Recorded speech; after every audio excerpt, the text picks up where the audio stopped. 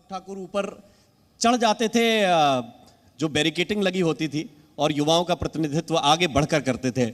बहुत बहुत स्वागत आपका इस मंच पर। और जब यहां आप देख रहे हैं गुजरात की धरती पर, हिमाचल में अभी अभी चुनाव हुआ है, उस पर मैं बाद में जाऊंगा, लेकिन यहां आपको कौन दिख रहा है? बीजेपी की टक्कर किससे है? केम छो? आज जब मैं गुजरात की सड़कों पर जाता हूं तो जिससे पहले कि मैं पूछूं कि केम छो, वहां से आगे से आवाज आती भाजपा राजमा, गुजरात मजामा। तो गुजरात मजे में है भारतीय जनता पार्टी के राज में, गुजरात विकास करता है भारतीय जनता पार्टी के राज में। और मैं धन्यवाद देता हूं गुजरात की जनता को, जिन्होंने 30 वर्ष इस राज्य को आगे बढ़ाने के लिए लगातार कमल के फूल का बटन दबाया। और मैं ये सिर्फ 10 जर्सी गायों के साथ हर साल 18 लाख कमा रहे हैं। आपको भी ये सीखना है तो फ्रीडम ऐप को अभी डाउनलोड कीजिए। बड़ी गंभीरता के साथ इस बात, क्योंकि आपने पूछा मुकाबला किससे है, मुकाबला भारतीय जनता पार्टी का भारतीय जनता पार्टी से कि पहले से कितनी ज़्यादा सीटें जीतनी है। मुकाबला उसका है क्योंकि जनता विकास पर मोहर लगा रही है। भाजपा की पहचान सुशासन, विकास और गरीब कल्याण। और अगर आप तीनों ही पर देखेंगे, सुशासन की बात करें तो गुजरात मॉडल को आज देश भर में माना जाता है। ये गुजरात ने एक ऐसा अवसर दिया कि आज देश कहता है कि विकास होता क्या, तो गुजरात की ओर देखो। तो हर नागरिक को ऐसा लगता होगा कि अपना गुजरात। जब मोदी जी ने आज से लगभग 20 साल पहले बिजली पर अपना काम शुरू किया था जी, तो आज देश उसका उदाहरण देता कि मोदी जी ने उस समय वो काम किया। उस समय बड़ा कड़ा निर्णय लगता होगा, लेकिन गुजरात उससे आगे बढ़ा।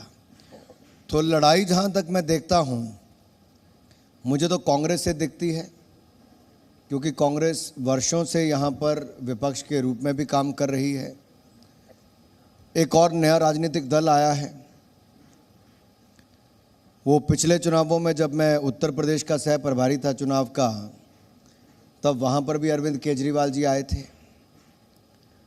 और उन्होंने वहाँ पे बड़ी बड़ी बातें की कि उत्तराखंड तो जीतेंगे, कहते उत्तर प्रदेश भी अच्छा करेंगे। आप सब युवाओं को मैं बताना चाहता हूँ, ये बड़े बड़े वायदे करने वाली आम आदमी पार्टी का उत्तर प्रदेश की 403 सीटों पर जीतना तो दूर की बात, खाता खुलना तो दूर की बात, सब पर जमानत जब्त करने का काम उत्तर प्रदेश के लोगों ने किया है। उत्तराखंड में, पहाड़ी राज्य में कहते थे हम सरकार बनाएंगे, वहाँ पे भी इनकी यही हालत है, वहाँ पे भी खाता नहीं खुल पाया। और जहाँ पे दिल्ली में खाता खुला था, वहाँ के इनके एक मंत्री हैं, आजकल काफ़ी टीवी पे दिखते होंगे आपको, कहने के लिए तो स्वास्थ्य मंत्री हैं, लेकिन मसाज जेल में करवा रहे हैं। अरविंद केजरीवाल जी वहाँ पर कहते थे मैं दिल्ली को सिंगापुर और लंदन जैसा बना दूंगा। मैंने अरविंद केजरीवाल जी से पूछा कि लंदन की जेलों में ऐसी मसाज करवाई जाती है? देखिए, जिसका स्वास्थ्य मंत्री जेल में हो और वो जेल मंत्री भी है, क्या मैं यहाँ के लोगों से, गुजरात के लोगों से पूछना चाहता हूँ आपसे, क्या आप कोई ऐसी सरकार चाहते हो जहाँ पे भ्रष्टाचार करके मंत्री 6 महीने से जेल में हो, और इतनी बेशर्म सरकार अरविंद केजरीवाल जी की हो कि उसका इस्तीफा भी नहीं लिया जाता? जेल मंत्री जेल में ही है तो सारे जेल वाले उसकी सेवा करने में लगे हैं। ये शायद आज़ाद भारत में इतनी बेशर्म सरकार किसी ने पहली बार देखी। मैं बेशर्म बड़ा सोच समझ के कह रहा हूँ जी, क्योंकि जनता के सामने, लोकतंत्र में जिसने आपको चुना है, आपकी जवाबदेही है जनता के प्रति। दिल्ली का शिक्षा मंत्री शराब घोटाले में पकड़ा जाता है, मुख्य आरोपी बनते हैं। तो क्या गुजरात की जनता ऐसे लोगों को पसंद करेगी? नहीं करेगी। तो कहीं ना कहीं कांग्रेस के साथ मुकाबला दिखता है, जो अगर थोड़ा बहुत है। लेकिन अनुराग जी, आपने कहा कि पहले चरण, आपने 3 चरणों में उत्तर दिया। पहला तो ये कि आपने कहा कि मुकाबला अपने आप से है, बीजेपी से है, और परफॉर्मेंस बेहतर करना है। पहला सवाल मेरा इसी से जुड़ा हुआ है कि मुकाबला, पिछली बार भी यही कह रहे थे कि हम बढ़ाएंगे आगे, नए टारगेट सेट करती है। केंद्र में कहा जाता है कि अब की बार 300 पार, 350 पार नए का। क्या गुजरात में पिछली बार जो नारे गढ़े गए और मुश्किल एक तरह से आई थी बीजेपी के सामने, पिछला चुनाव बड़ा अच्छा लड़ा था कांग्रेस ने, इस बार आपको वो नहीं दिखता है क्या? निश्चित तौर पर पिछला चुनाव कोई भी पत्रकार अगर ज़मीन पे गया होगा उसको साफ पता चला होगा। पिछली बार बहुत सारे मुद्दे ऐसे थे जो उसमें कुछ क्षेत्रों में बहुत प्रभावी थे। इस बार वो गौण हैं, उनको एड्रेस किया गया। इसी तरह से इस बार जो सरकार में आप तो देखिए कांग्रेस का कैंपेन उठा कहाँ पे, कांग्रेस है कहाँ पे? क्या किसी ने राहुल गांधी जी को हिमाचल का पूरा चुनाव निकल गया 30 दिन, क्या एक दिन भी देखा? हिमाचल में चुनाव चल रहा था, राहुल गांधी जी कहीं और पैदल चल रहे थे। गुजरात में चुनाव चल रहा है, लेकिन राहुल गांधी जी के साथ कौन चल रहा है? जो नर्मदा बांध को रुकवाना चाहते थे, जो गुजरात की तरक्की को रुकवाना चाहते थे, वो लोग राहुल गांधी जी के साथ चल रहे हैं जो इस देश के टुकड़े टुकड़े करने के नारे लगाते थे। वो राहुल गांधी जी के साथ चल रहे हैं जो यूनिवर्सिटी में पोस्टर चिपकाते थे, a country without a post office, एक ऐसा देश जिसका नामो निशान ना हो, यानी कि भारत का नामो निशान मिटाने वाले राहुल गांधी जी के साथ पैदल चलते हैं। क्या आपको लगता है महात्मा गांधी की ये धरती, सरदार पटेल की ये धरती, दयानंद सरस्वती जी की ये धरती, नरेंद्र मोदी जैसे सर्वाधिक लोकप्रिय नेता जिस धरती से आते हैं, क्या कभी टुकड़े टुकड़े गैंग को स्वीकार करेगी? क्या देश के नामो निशान मिटाने वालों को कभी स्वीकार करेगी? अरे गुजरात, मुझे तो आज भी याद है, मैं दूसरी बार का सांसद बना 2009 में। 2010 में मुझे भारतीय जनता पार्टी ने युवा मोर्चा का अध्यक्ष बनाया। मैं अपना इंडिया फर्स्ट का सबसे पहला प्रोग्राम करने गुजरात आया। यहाँ के युवाओं में कश्मीर को लेकर इतनी जागरूकता थी, क्योंकि उस समय कांग्रेस के समय सेना के जवानों पर कश्मीर में पथराव हो रहा था। 2000 से ज़्यादा सैनिक घायल हो गए। कश्मीर को ग्रेटर ऑटोनॉमी देने की बात की जाती थी, armed forces special protection act को बदलाव करने की बात की जाती थी। लेकिन यहाँ से उस समय प्रदीप सिंह वघेला हमारे युवा मोर्चा के अध्यक्ष थे, हरसंघवी महामंत्री थे। तो हम सब ने मिलकर तय किया कि हम तिरंगा यात्रा निकालेंगे, राष्ट्रीय एकता यात्रा निकालेंगे। कलकत्ता से कश्मीर की मैंने यात्रा की।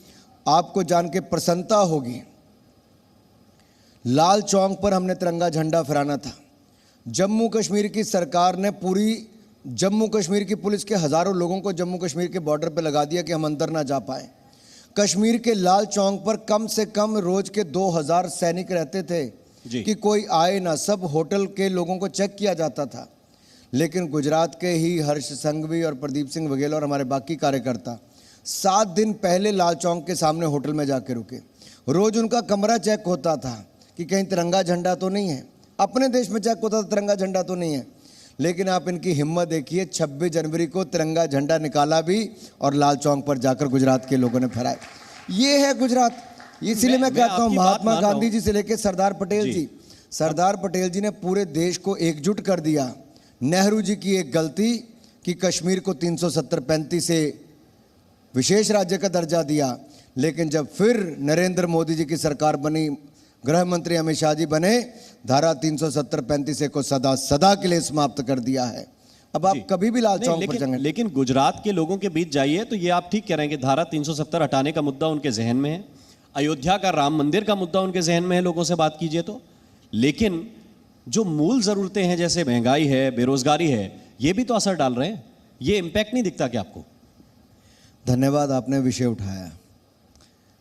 दुनिया भर के देशों में, क्योंकि आप तो सब पढ़े लिखे बुद्धिजीवी लोग हैं, अमेरिका, यूरोप, जापान तक भी पिछले 40 साल की इन्फ्लेशन देखिए, महंगाई दर देखिए, वहाँ पे एक स्थिरता रहती थी कि इतना ही दाम रहेगा या कम ही होता था, बढ़ता ही कभी नहीं थी। 3-3 गुना ज़्यादा इन्फ्लेशन दुनिया भर के देशों में देखने को मिलती है। लेकिन हमारे पास एक ऐसा नेता है जिसने एक और तो 80 करोड़ गरीबों को 2.5 साल तक अनाज मुफ्त में देने का काम किया, 200 करोड़ से ज़्यादा वैक्सीन मुफ्त में लगवाने का काम किया, महामारी और भूखमरी से जान बचाने का काम किया। तो वहीं पर दुनिया के मुकाबले में महंगाई दर को कम रखने का काम भी नरेंद्र मोदी जी की सरकार ने किया है। कांग्रेस के समय जब दुनिया में कहीं युद्ध नहीं था, कहीं कोविड की महामारी नहीं थी, तब भी 13 से 14% इन्फ्लेशन थी। आज 7% इन्फ्लेशन है। और दुनिया भर के देशों के मुकाबले वर्ल्ड बैंक, IMF सब ने कहा कि भारत ने कोविड प्रबंधन भी शानदार किया और मोदी जी के नेतृत्व में दुनिया की बड़ी अर्थव्यवस्थाओं में सबसे तेजी के साथ 7.2% से बढ़ने वाली अर्थव्यवस्था कोई है तो दुनिया में हमारा भारत बन गया है। और दुनिया की 5वीं सबसे बड़ी अर्थव्यवस्था अंग्रेजों को, इंग्लैंड को पीछे छोड़कर फिर हमारा हिंदुस्तान बना है। दुनिया में बड़ी उपलब्धि है जी। कोविड के समय हुआ, जहां दुनिया स्ट्रगल कर रही है, यूक्रेन रशिया का युद्ध चल रहा है, 27,000 भारत के छात्र फंस गए, लेकिन मोदी जी ने ऑपरेशन गंगा चलाया और ऑपरेशन गंगा में उन बम धमाकों के बीच में से बगैर खरोंच लगे 27,000 बच्चों को हिंदुस्तान वापस लेकर आई, तो मोदी जी की सरकार वापस लेकर आई। ये आसान काम नहीं है। और आज मैं अपने सामने देख पा रहा हूँ, इन सब की उम्र मुझे लगता है किसी की 19 साल से लेकर 24 साल के बीच में सबकी उम्र होगी, इससे ज़्यादा कोई नहीं होगा जी। इन लोगों ने 2000 से पहले की यहाँ पे गुजरात को नहीं देखा, क्योंकि पिछले 20-22 सालों में तो यहाँ पे कोई दंगा हुआ नहीं। लेकिन आपको घर जाके अपने दादी से, माता पिता से पूछना चाहिए कि गुजरात का कौन सा ऐसा एक साल जाता था जब यहाँ पे दंगा नहीं होता था। ये मैं इसलिए कह रहा हूँ, 1998 में जहाँ पे मेरा अपना गांव है, हिमाचल के हमीरपुर के समीरपुर में जी, उससे थोड़ी दूरी पे भी मैं 15-15 किलोमीटर पैदल चल के अपने रिश्तेदारों से मिलने जाता था। हमारी भाजपा की सरकार बनी तो हमने वहाँ पे भी सड़कें बना दी। अब जब मैं जाता हूँ तो आज की युवा पीढ़ी को लगता है मैं तो बाइक पे भागता हूँ, कार चलाता हूँ, बस भी आती है, उसको पता ही नहीं कि उस समय क्या हालत थी। वो तो आज छोटे विषयों पे चला जाता है, लेकिन मूल विषय है कि कांग्रेस ने जहाँ पे 60-70 साल में सड़कें नहीं बनाई थी, हमने वहाँ सड़कें बनाई। और मैं आप सबके सामने इसलिए इस बात को रख रहा हूँ मित्रों, अगर निवेश आता है, ये 5 स्टार होटल बनते हैं, ये आपके एक्सप्रेसवे बनते हैं, ये तभी बनते हैं जब शांति होती है, जब दंगे नहीं होते, लोगों को अपना पैसा लगाकर लगता है कि उसका पैसा सुरक्षित है।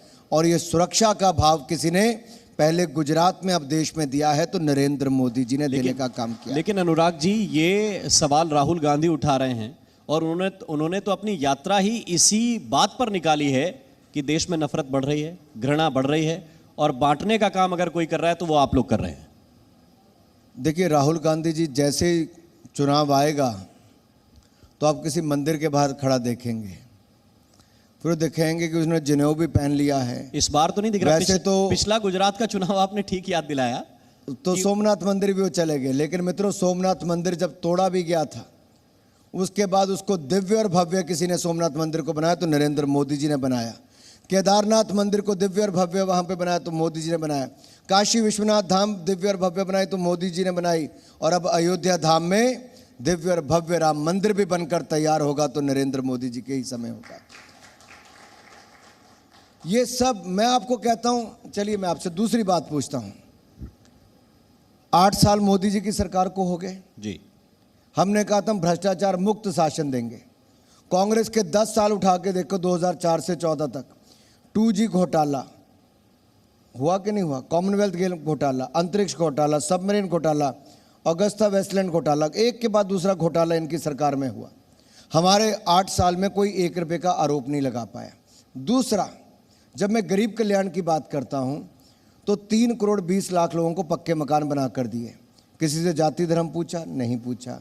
12 करोड़ रसोई गैस के सिलेंडर दिए गए, किसी से जाति धर्म पूछा? नहीं पूछा।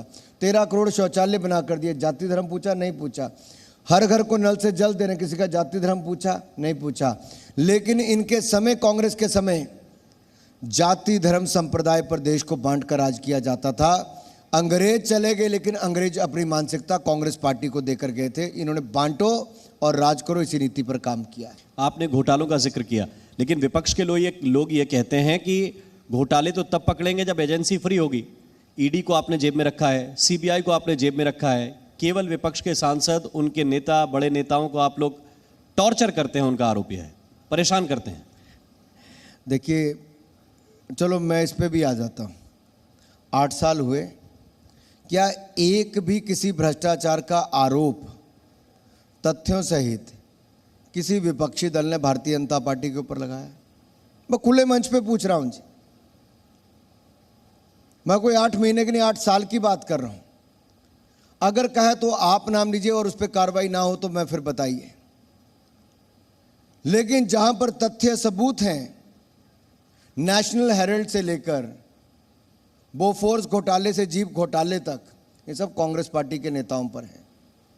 और अगर कांग्रेस के दिग्गज नेता आज बेल पर हैं, तो बेल पे क्यों हैं? क्योंकि सबूत हैं, भ्रष्टाचार के गंभीर आरोप लगे हैं, ईडी के दफ्तर में जाना पड़ता है। मैं चलिए आपके सामने पूछता हूं, क्या इस देश में भ्रष्टाचारियों के खिलाफ कार्रवाई बंद कर देनी चाहिए? वे भ्रष्टाचार के खिलाफ कार्रवाई करनी चाहिए कि नहीं करनी चाहिए? करनी चाहिए। तो जांच एजेंसियां तो स्वतंत्र हैं, वो अपनी कार्रवाई कर रही है। बात ये थी, विपक्ष के लोग कह रहे हैं कि आपको एक ही तरफ का भ्रष्टाचार दिखता है। भाई दूसरे करते नहीं तो दिखेगा कैसे? आपका ये जबरदस्ती मत डलवा दो ना किसी के ऊपर। ठीक है। एक सवाल इससे जुड़ा हुआ थोड़ा सा आगे बढ़ के अगर पूछूं तो जो जांच एजेंसियों की स्वतंत्रता की बात पहले कही जाती थी या सुप्रीम कोर्ट को जिस पर टिप्पणी करनी पड़ी, क्या अब वो स्थिति नहीं है? क्या नेता एजेंसियों पर प्रेशर नहीं बना रहे हैं? निश्चित तौर पर नहीं, बिल्कुल स्वतंत्र हैं, किसी की कोई कुछ नहीं होता। अगर ऐसा ही होता तो बहुत पहले बहुत कुछ हो गया होता।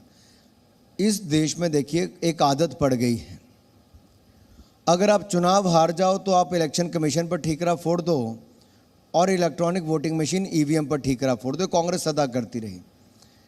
जब ये राजस्थान में चुनाव जीते, छत्तीसगढ़ में चुनाव जीते, पंजाब में इससे पहले चुनाव जीते थे, तब तो कांग्रेस ने कभी सवाल खड़े नहीं किए ईवीएम पर।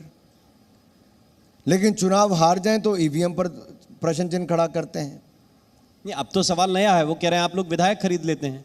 वो ईवीएम वाला पुराना आरोप हो गया। कौन खरीद रहे थे? विधायकों को खरीद लेते हैं आप। कौन? सरकारें तोड़ देते हैं। हम लोग। यही आरोप है बीजेपी के ऊपर। अरे कांग्रेस अपने लोगों को संभाल नहीं पा रही है। देखिए, जिस पार्टी का ये हाल हो कि 2019 में राहुल गांधी जी अमेठी का चुनाव हारे, देश का चुनाव हारे और उन्होंने कहा मैं कांग्रेस के अध्यक्ष पद पे नहीं रहूंगा, यही हुआ।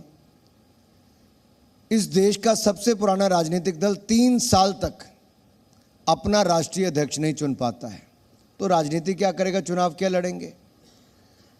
इनके एक बड़े नेता ने कांग्रेस छोड़ने से पहले आरोप लगाया कि मैं राहुल गांधी जी से 3 महीने टाइम मांगता रहा, वो टाइम मिला नहीं, लेकिन जब मिला तो मेरे सामने बैठकर अपने कुत्ते को ज़्यादा प्यार करते रहे, मुझसे बात नहीं करते। तो इसमें मैं क्या कर सकता हूँ?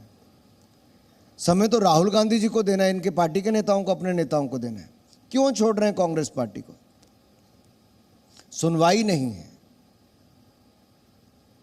जी। लेकिन एक इसके साथ साथ अब मैं वापस गुजरात पे आता हूं। अरविंद केजरीवाल बहुत फोकस कर रहे हैं और फोकस करके ये भी कह रहे हैं कि इस बार गुजरात में बदलाव की बयार वो देख रहे हैं। जनता आम आदमी पार्टी को चुनने जा रही है, सरकार आम आदमी पार्टी की बनने जा रही है। आप इसे कैसे देखते हैं? एक और झूठ,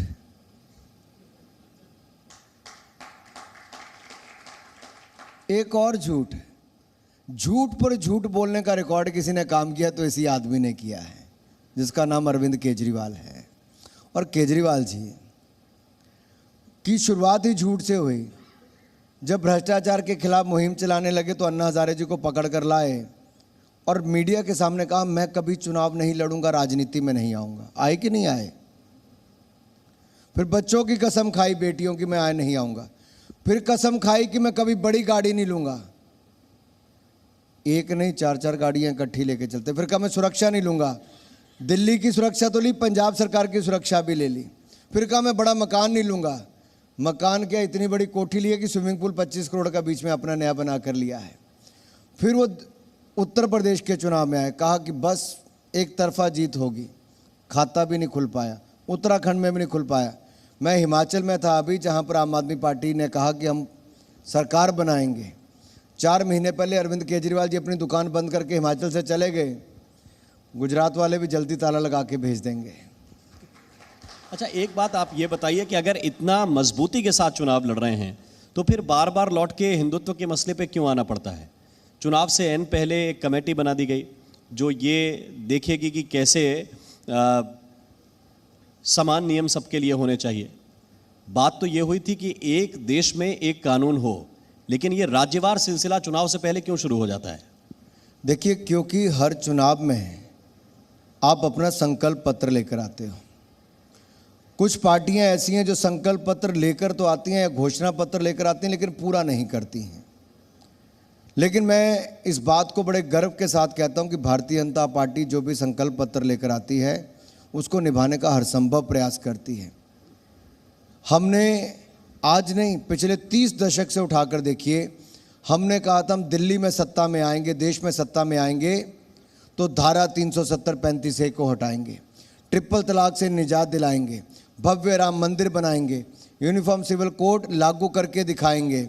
आज मैं गर्व के साथ कह सकता हूं, धारा 370-35A को सदा सदा के लिए समाप्त किया तो भारतीय जनता पार्टी ने किया। मुस्लिम बहनों को ट्रिपल तलाक से निजात दिलाई तो भारतीय जनता पार्टी ने की। और ऐसे ही भव्य और दिव्य राम मंदिर बनाने का काम भी शुरू किया तो भारतीय जनता पार्टी ने ही किया है। और यूनिफॉर्म सिविल कोड भी उत्तर प्रदेश हो, उत्तराखंड हो, हिमाचल प्रदेश हो, भाजपा शासित राज्यों में लागू करने का काम हमने शुरू किया है। मैं खुली चुनौती देता हूं कांग्रेस को, वो लागू करके दिखाए जहां पर उनकी सरकार है।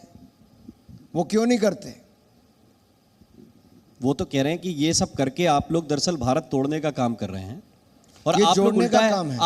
आप लोग राहुल गांधी की भारत जोड़ो यात्रा को भारत तोड़ो यात्रा कहते हैं। ऐसा क्यों? भाई, जिस यात्रा में टुकड़े टुकड़े गैंग चली है, जिस यात्रा में विकास का विरोध करने वाले चले हैं, जिस यात्रा में गुजरात को अपमानित करने वाले चले हैं, आप सोचिए क्या वो भारत जोड़ने के सोच रख सकते हैं? ये तो इनकी सोच ही ये थी कि भारत तो कुछ राज्यों का एक समूह है, तो कभी भारत को एक देश के रूप में देखते नहीं थे कुछ लोग। तो उनके आर्टिकल पढ़िए, उनका इतिहास पढ़िए आप लोग। लेकिन वो तो कहते हैं भारत को कहाँ मानते हैं जी? हमारी सरकार में जोड़ा, वल्लभ भाई पटेल उनकी सरकार में गृह मंत्री थे। अरे, जिन्होंने सरदार पटेल जी को भुला दिया, जिन्होंने डॉक्टर भीमराव अंबेडकर जी को जिन्होंने संविधान दिया, उनको अपमानित करके पार्टी से निकाल दिया, जिन्होंने ऐसा कोई काम नहीं छोड़ा कि नेताजी सुभाष चंद्र बोस को भी देश भुला दे, जिन्होंने वीर सावरकर को भी अपमानित करने का काम किया, जो केवल एक परिवार तक सीमित हैं, वो पार्टी नहीं, वो परिवार तक ही सीमित है। उनके लिए देश भी महत्व नहीं रखता, उनके लिए केवल एक परिवार ही महत्व रखता है। इसलिए वो एक परिवार से शुरू होते हैं, एक परिवार पे ख़त्म हो जाते हैं। लेकिन हमारे लिए देश सबसे पहले, फिर पार्टी और अंत में स्वयं। Nation first, party next, self last. Bharatiya Janata party के लिए यही है। लेकिन अनुराग जी, वो वीर सावरकर की चिट्ठियां लेकर आ रहे हैं आजकल, अपनी यात्रा के दौरान चिट्ठियां दिखा रहे हैं कि ये माफ़ी मांगी थी वीर सावरकर ने। क्या ये मुद्दे गुजरात की जनता देख रही है? क्या ये इम्पैक्ट करेंगे? देखिए, जो भी राहुल गांधी जी कर रहे हैं, इससे उनका जो भारत के प्रति ये भारत जोड़ो की बात यात्रा करने की बात करते हैं, साफ दिखता है कि उनके मन में क्या चल रहा है। ये जो अर्बन नक्सलवादियों को साथ में लेकर चलने की बात करते हैं, ये कभी देश को जोड़ने की बात नहीं कर सकते, सदा तोड़ने की बात ही करेंगे और तोड़ मरोड़ कर इतिहास को पेश करने का काम भी करेंगे। लेकिन आपके भी कुछ नेता हैं जो लीक से थोड़ा आगे बढ़ जाते हैं, राहुल गांधी की दाढ़ी को सद्दाम हुसैन के लुक से कंपेयर कर देते हैं। देखिए, मैं किसी पर व्यक्तिगत टिप्पणी नहीं करना चाहूँगा, लेकिन इतना कहूँगा कि ऐसा विचार जो कांग्रेस के नेता लेकर चल रहे हैं, जिनको कभी सरदार पटेल उन्होंने माना नहीं, जिन्होंने कभी भीमराव अंबेडकर जी को नहीं माना, जिन्होंने कभी नेताजी सुभाष चंद्र बोस, सावरकर जी से लेकर बाकी अनगिनत स्वतंत्रता संग्राम के हीरोज़ को नहीं माना, लेकिन दूसरी ओर नरेंद्र मोदी जी ऐसे हैं जो डॉक्टर भीमराव अंबेडकर जी की जयंती पर उसको मनाने का काम करते हैं। पंच तीर्थ, जहाँ पर पांचों स्थान महत्वपूर्ण, चाहे दिल्ली का अलीपुर रोड हो, या फिर लंदन का उनका घर हो, या फिर मऊ पे हो, या उनकी दीक्षा और शिक्षा भूमि की बात हो, बॉम्बे में हो, इंदू मिल्स में, पांचों जमीनों को लेकर अंबेडकर जी का पंच तीर्थ बनाने का काम मोदी सरकार ने किया। 26 नवंबर को संविधान दिवस मनाने का काम किया। 14 अप्रैल को अंबेडकर जी के जन्मदिन पर छुट्टी मनाने का काम भी और देश में उसको जोड़ा। तो कांग्रेस तो केवल एक परिवार तक सीमित थी। हमने सरदार पटेल जी को सबसे बड़ी श्रद्धांजलि क्या की, बताइए। जी। क्योंकि मैं जैसे इसमें उठूंगा तो आप सबसे पहला मुझे मोमेंटो देंगे तो स्टैच्यू ऑफ यूनिटी का देंगे, क्योंकि देश का ही नहीं दुनिया की सबसे बड़ी प्रतिमा कहीं पर बनकर तैयार हुई तो हमारे गुजरात में हुई है, केवड़िया के एकता नगर में। केवड़िया के एकता नगर में देखिए जी, जो नहीं गया है गुजरात के लोग तो जाएं ही जाएं। देश भर के लोगों को मैं आमंत्रित करता हूँ। मैंने अपने स्पोर्ट्स मिनिस्टर्स की और यूथ मिनिस्टर्स की कॉन्फ्रेंस यहाँ पर की। 2 दिन लगाने के बाद मुझे लगा कि मुझे कम से कम 4 दिन रुकना चाहिए था। कहीं ना कहीं सरदार पटेल जी का जो व्यक्तित्व है वो उस प्रतिमा में दिखता है कि क्या उनकी सोच थी, कैसे एक आदमी ने उस समय जब भारत आज़ाद हुआ 553 रियासतों को एकजुट कर दिया। आज तो एक परिवार के 5 लोगों को इकट्ठा करना मुश्किल होता है, 553 रियासतों को इकट्ठा करने की ताकत गुजरात के सपूत सरदार वल्लभ भाई पटेल में ही थी। जी।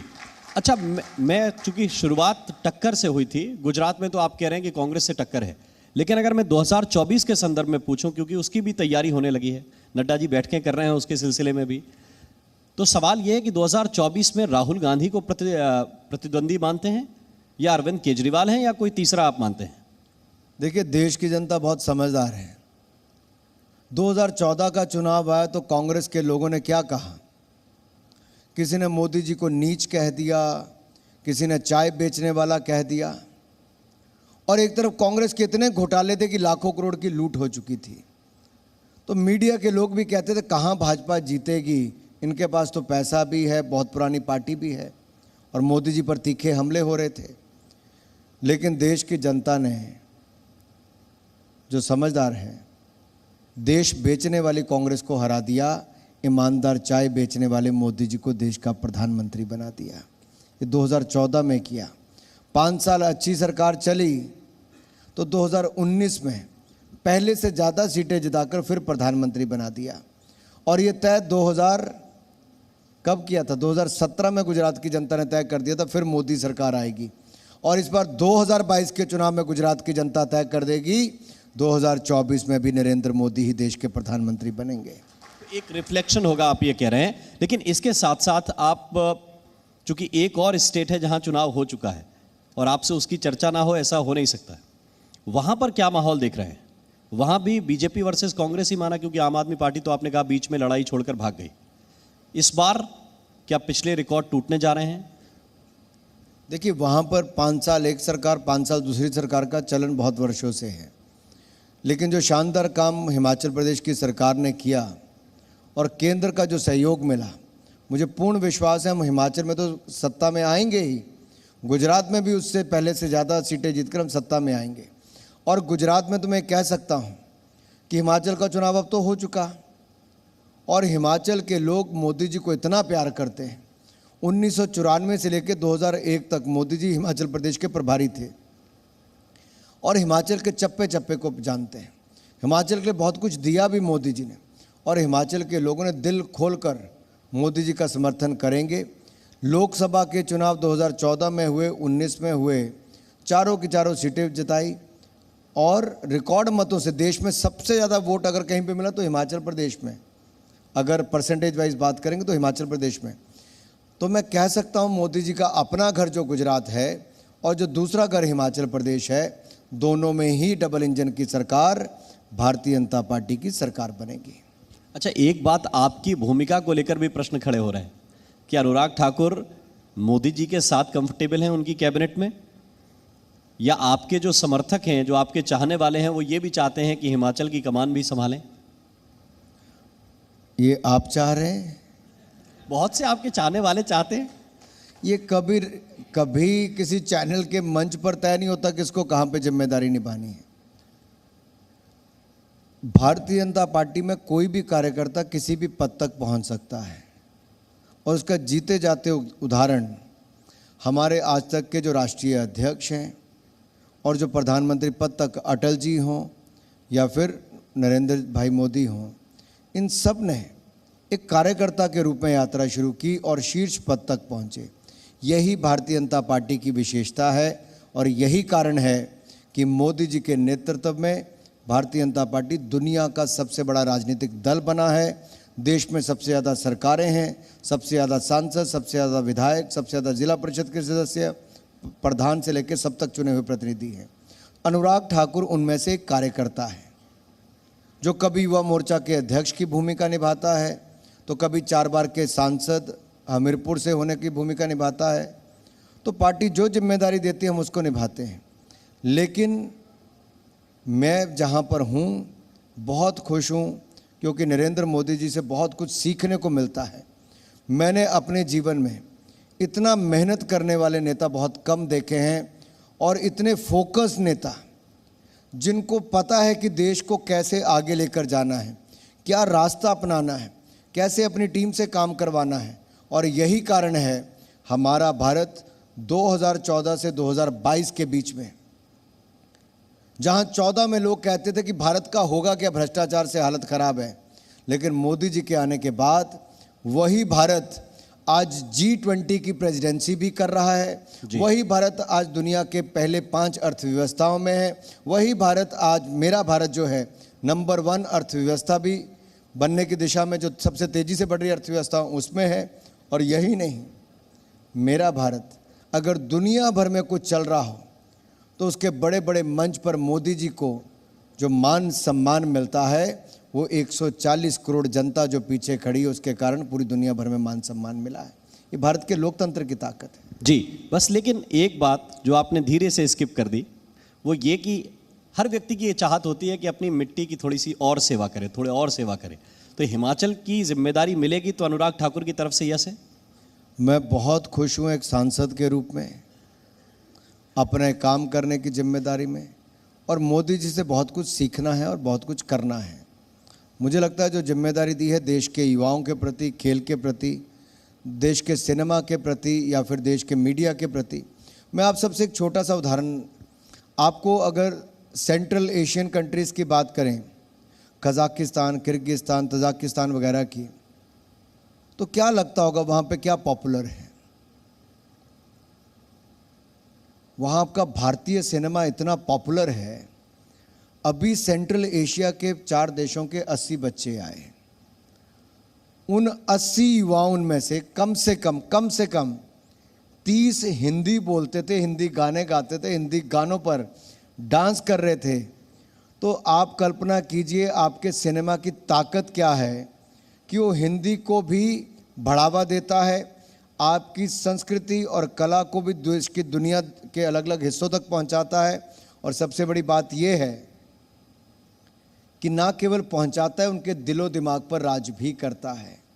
और उन बच्चों ने जब मोदी एट 20 किताब अपने हाथ में पकड़ी तो इतने शौक के साथ उस फोटोग्राफ को खिंचवा रहे थे कि मानो कि वो व्यक्तिगत रूप से मोदी जी से मिल रहे हों। और सब ने कहा कि वो वापस भारत आना चाहते हैं, भारत देखना चाहते हैं। ये भारत की ताकत जो फिल्मों के माध्यम से हम वहाँ पहुँचाते हैं, ये बहुत अद्भुत है। तो इसलिए मैं कहना चाहता हूँ हमें अपनी भाषा पर और विश्वास होना चाहिए और हमें उसको और सम्मान देना चाहिए। और इसी तरह से ही जो मोदी जी ने भारत के रिश्ते दुनिया भर में इतने बढ़िया किए, नहीं तो लोग कहते थे इस देश में ऐसा होगा, उस देश में ऐसा होगा। आज दुनिया का कोई देश देख लीजिए, युद्ध में भी 2 देश हैं तो दोनों देश मोदी जी की बात बराबरी से सुनते हैं। ये शायद दुनिया भर के किसी और नेता की नहीं सुनते होंगे, ये नरेंद्र मोदी जी के कारण हो पाया है मेरे भाइयों। बस एक आखिरी प्रश्न आपसे, बहुत छोटा सा, जो आपने शुरुआत में कहा था कि भाजपा में सब मजामा, मैंने कहा था भाजपा ना राजमा, गुजरात मजामा।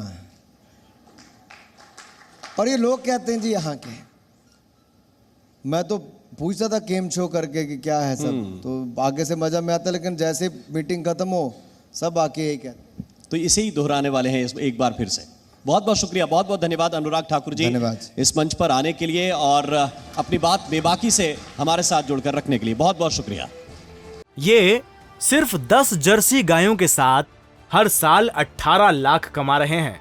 आपको भी ये सीखना है तो फ्रीडम ऐप को अभी डाउनलोड कीजिए।